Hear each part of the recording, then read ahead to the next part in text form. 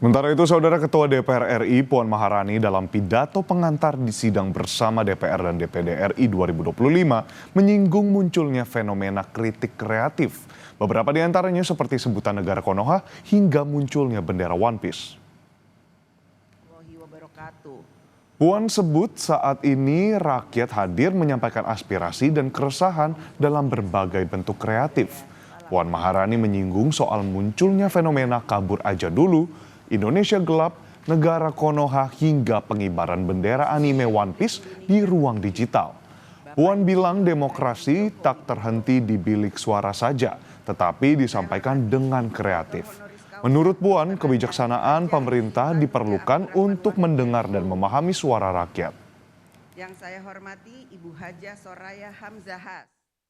Dalam demokrasi, rakyat harus memiliki ruang yang luas untuk berserikat, berkumpul, menyatakan pendapat, dan menyampaikan kritik. Kini, kritik rakyat hadir dalam berbagai bentuk yang kreatif dan memanfaatkan kemajuan teknologi, khususnya media sosial sebagai corong suara publik.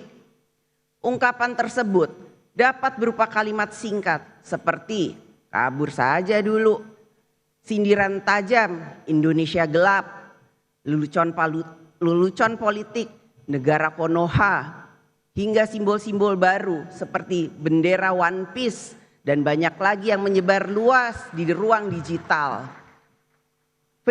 Fenomena ini menunjukkan bahwa aspirasi dan keresahan rakyat kini disampaikan dengan bahasa zaman mereka sendiri. Bagi para pemegang kekuasaan, semua suara rakyat yang kita dengar bukanlah sekedar kata atau gambar. Di balik setiap kata ada pesan, di balik setiap pesan ada keresahan, dan di balik keresahan itu ada harapan. Saudara, Presiden Prabowo Subianto menyebut dunia memuji transisi kepemimpinan dari Presiden ke-7 Joko Widodo kepada dirinya. Menurutnya, keberhasilan transisi didukung oleh demokrasi Indonesia yang khas dan sejuk. Prabowo bilang sejumlah pimpinan negara kerap bertanya kelancaran transisi kepemimpinan dari presiden sebelumnya di tengah negara lain tak mampu melaksanakan semulus Indonesia. Prabowo menyebut pergantian presiden di Indonesia berjalan dengan kedewasaan politik dan semangat persatuan. Di mana-mana ketika saya berada di luar negeri, banyak pemimpin negara sahabat bertanya kepada saya, "How did you do it? How did Indonesia manage?" Saya sampaikan ke mereka, kita berhasil karena kita menganut demokrasi yang khas Indonesia. Demokrasi yang sejuk. Demokrasi yang mempersatukan.